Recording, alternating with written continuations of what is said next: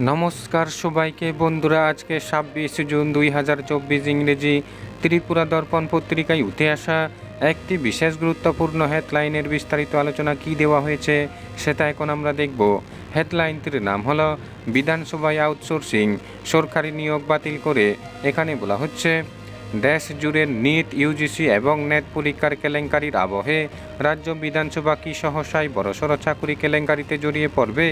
এই প্রশ্ন ঘুরপাক খাচ্ছে খোদ বিধানসভার কর্মচারী মহলে।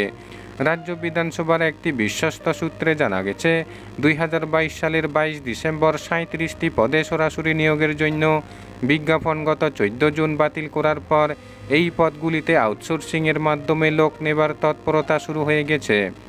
সরাসরি ৩৭টি পদের নিয়োগ হলে সেক্ষেত্রে ১৯টি পদ ছিল সংরক্ষিত।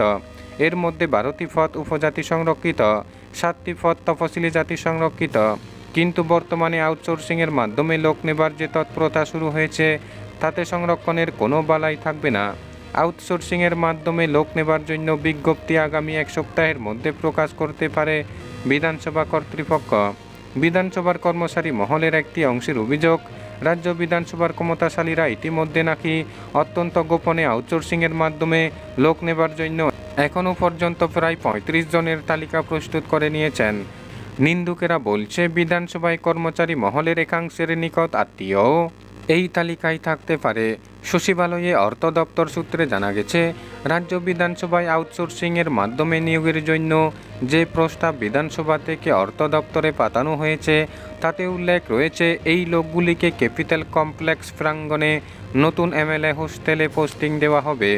আউটসোর্সিং লোক নেবার বিষয়টি অধ্যক্ষ, উপাধ্যক্ষ এবং সরকারি মুখ্য সচেতকের জ্ঞাতসারেই হচ্ছে কিনা, বা আউটসোর্সিংয়ের মাধ্যমে নিয়োগের উদ্যোগের খবর সত্য না অসত্য, একমাত্র রাজ্য বিধানসভার এই ৩ সাংবিধানিক প্রধানই ভালো বলতে পারবেন।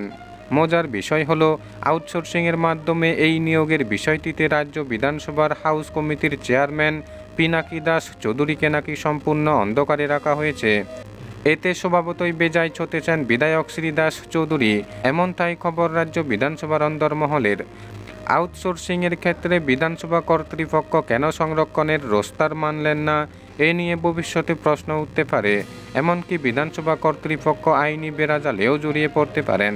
উল্লেখ করা যেতে পারে, রাজ্যে বর্তমানে ১৮ থেকে ২০ হাজার অনিয়মিত কর্মচারী রয়েছেন, যারা ১০ থেকে ১৭ বছর ধরে কাজ করছেন। তাদের নিয়মিত না করে রাজ্য সরকার আউটসোর্সিংয়ের মাধ্যমে সরকারি বিভিন্ন দপ্তরে লোক নিয়োগের জন্য যেভাবে ব্যস্ত হয়ে পড়েছে, সাথে রাজ্যের হাজার হাজার অনিয়মিত কর্মচারীর মধ্যে অসন্তোষ ছড়িয়ে পড়েছে। তাছাড়া ২০১৮ সালে বিজেপি ক্ষমতায় আসার পর থেকে ডাই ইন হারনেস কেসগুলিতেও যথাযথভাবে নিয়োগের উদ্যোগ নিচ্ছে না বলে অভিযোগ রয়েছে। বন্ধুরা, খবর আপাতত এই পর্যন্ত। বাকি থাকা হেডলাইনগুলির বিস্তারিত আলোচনা পরবর্তী ভিডিওতে তুলে ধরা হবে।